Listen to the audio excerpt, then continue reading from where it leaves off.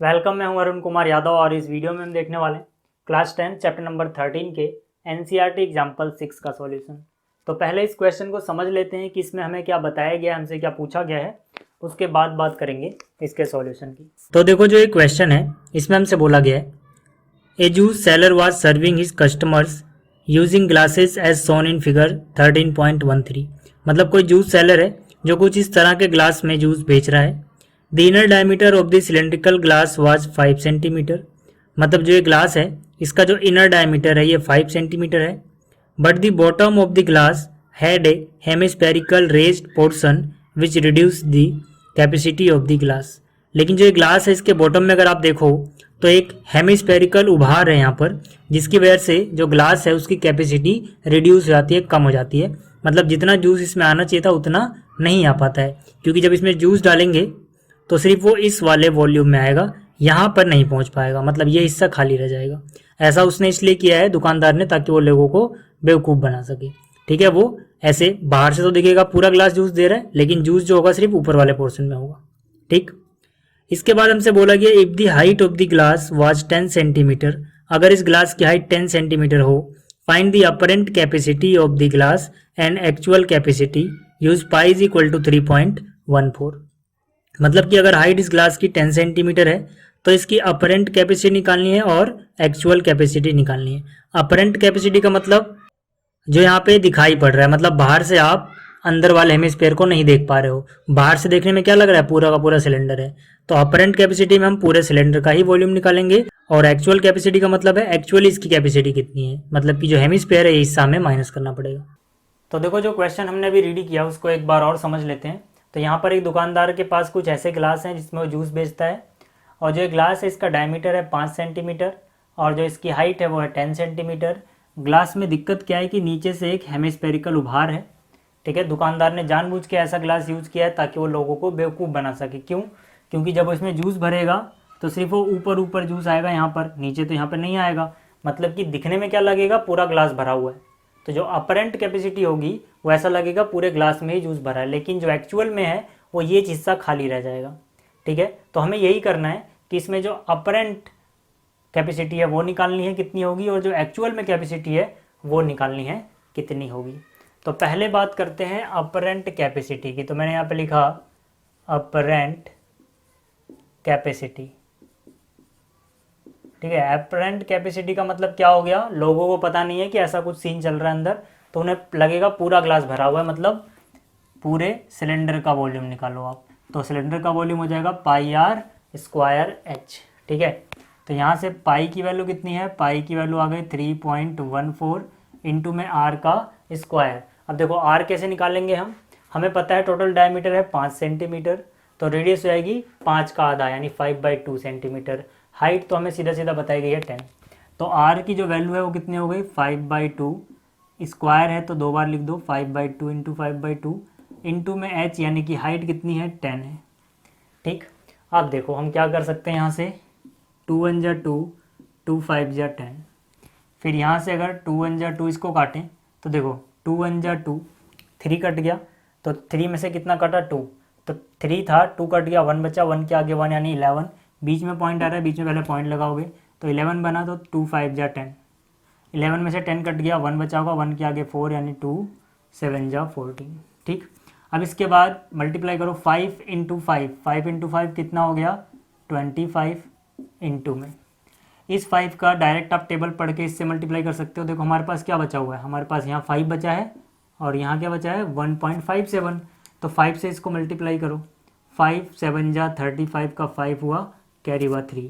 फिर 5 5 जा 25 और जो 3 कैरी था 25 प्लस 3 28, 28 का 8 यहाँ पे आया, कैरी गया 2। तो 5 1 जा 5 और जो 2 कैरी गया था 7। हो गया मल्टीप्लाई, कितने के बाद पॉइंट है 1 2, तो यहाँ पे 1 2 के बाद यहाँ पॉइंट लगा दो। ठीक है, अब हमें क्या करना है, इसको इससे मल्टीप्लाई कर लेना है। मल्टीप्लाई करना बहुत ही ईजी है, क्यों? क्योंकि मैंने आपको पिछली कुछ वीडियोस में लगातार ये बात बताई है कि आपको 25 का टेबल आना चाहिए और 22 का भी टेबल आना चाहिए। ये दो टेबल ऐसे हैं जो इस चैप्टर में आपकी बहुत मदद करेंगे, बहुत सारा आपका रफ वर्क बचा लेंगे, बहुत सारी गलतियाँ आपकी बचा लेंगे। तो ये दो टेबल याद होने चाहिए। देखो अगर आपको जैसे 25 टेप का टेबल याद है डायरेक्ट मल्टीप्लाई कर सकते हो। 25 5 जा, 25 को पहले इस 5 से मल्टीप्लाई करो। 25 5 जा होता है 125, ठीक है। तो यहाँ पर इसका 5 जा किया तो कितना आ गया 125। 125 का ये जो 5 है मैंने यहाँ लिखा, कैरी गया 12। फिर 25 8 जा 200 होता है, 200 में कैरी 12 जोड़ोगे 212 हो जाएगा। 212 का ये 2 यहाँ पे लिखो, कैरी गया 21। फिर 25 7 जा 175 होता है, 175 में जो ये 21 कैरी था, ठीक है, 175 में जोड़ोगे 196 आ जाएगा। यहाँ पे आ गया 196। मतलब रफ वर्क की ज़रूरत नहीं पड़ेगी अगर आपको टेबल ऐसे याद हैं तो, ठीक है। सिर्फ फिर से बोल रहा हूँ, 22 का टेबल याद कर लेना, 25 का। आप देखो यहाँ 2 के बाद पॉइंट है तो यहाँ 2 के बाद पॉइंट लगा दोगे तो 196.25 सेंटीमीटर क्यूब क्या आ गया, ये आ गया अपरेंट कैपेसिटी, मतलब जो लोगों को धोखे में दिखाई दे रही है, असलियत में यह है नहीं इतनी, क्योंकि नीचे हेमिस्फीयर जो है वहाँ पे जूस नहीं भर रहा है। तो अब बात करते हैं एक्चुअल की, ठीक है। तो यहाँ पर मैंने लिखा एक्चुअल कैपेसिटी। एक्चुअल कैपेसिटी किसके बराबर होगी, देखो जो एक्चुअल कैपेसिटी होगी वो होगी जो अपरेंट है, ठीक है, अपरेंट कैपेसिटी माइनस में वॉल्यूम ऑफ हेमिस्फीयर, ठीक है। देखो अपरेंट का मतलब क्या था, सारा का सारा दिखाई दे रहा है बाहर से, तो सारा निकाल लिया था हमने। तो पूरे में से आपको वॉल्यूम का ये मतलब स्फीयर का जो वॉल्यूम है, हेमिस्फीयर का जो वॉल्यूम है, ये माइनस करना पड़ेगा। तो अपरेंट निकालने के लिए दोबारा मेहनत नहीं करनी, अपरेंट कैपेसिटी ये रही हमारे पास, ठीक है। तो इसकी जगह मैंने क्या लिख दिया 196.25, ठीक है, ये अपरेंट कैपेसिटी आ गई। और जो वॉल्यूम ऑफ हेमिस्फीयर है, ठीक है, डायरेक्ट इसका आप फॉर्मूला भी लिख सकते हो इसकी जगह पे। तो वॉल्यूम जो हेमिस्फीयर होता है वो कितना होता है 2/3 πr³, ठीक है भाई।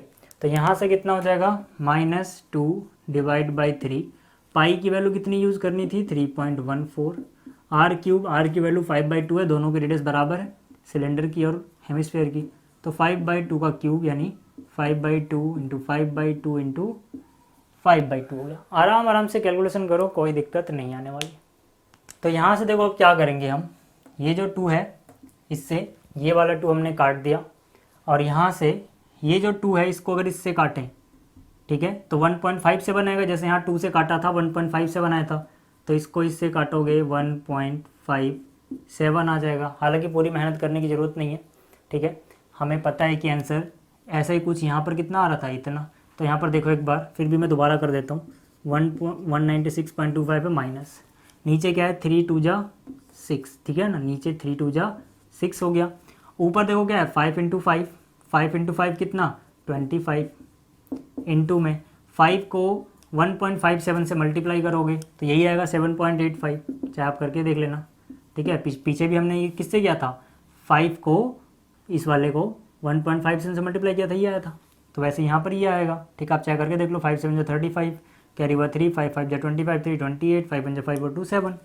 इसके बाद ये क्या हो जाएगा 196.25 माइनस, इन दोनों को मल्टीप्लाई करके भी हम देख चुके हैं, ठीक है, इन दोनों को ही मल्टीप्लाई करके ये चीज़ आ रही थी, देखो ऊपर तो वही चीज़ है, मतलब इन दोनों को मल्टीप्लाई करके सेम वही आएगा 196.25 डिवाइड बाई 6 है बस यहाँ पे एक्स्ट्रा, ठीक है। तो अब हमें क्या करना है 6 से डिवाइड कर लेना है भाई, ठीक है, रफ में डिवाइड कर लेते हैं, क्या दिक्कत है। अब फिगर का कोई काम रहा नहीं, अभी मिटा रहा हूँ मैं स्पेस बनाने के लिए थोड़ा सा, तो यहाँ से डिवाइड करते हैं रफ में। देखो हमारे पास है 196.25 डिवाइड करना है 6 से, 6 3 जा 18, यहाँ बचा 1, 6 उतारा, 6 2 जा 12, यहाँ बचा 4, पॉइंट के बाद वाला नंबर उतारने से पहले पॉइंट लगाओगे, फिर पॉइंट के बाद वाला 2 उतारोगे, 6 7 जा 42, बचा 0, 5 उतारोगे, टेबल नहीं जाएगा, जब टेबल नहीं जाता तो 0 बढ़ाना पड़ता है भाई, ठीक है। तो 6 8 जा 48, यानी यहाँ पे 8, यहाँ 48, यहाँ 2 बच गया।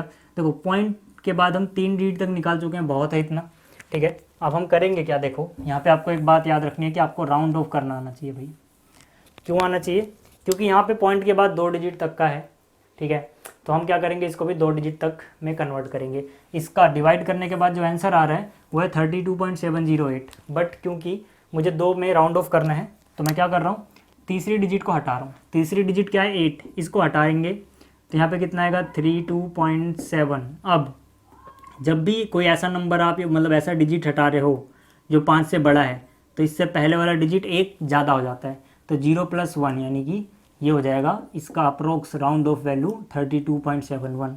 तो इसकी जगह पर ठीक है 196.25 माइनस डिवाइड करके कितना आया 32.71। कैमरे में नज़र आ रहा है? हाँ ठीक है। तो ये हो गया। अब हमें क्या करना है, सिंपली इसको माइनस कर लेना है। माइनस करके देख लेते हैं भाई।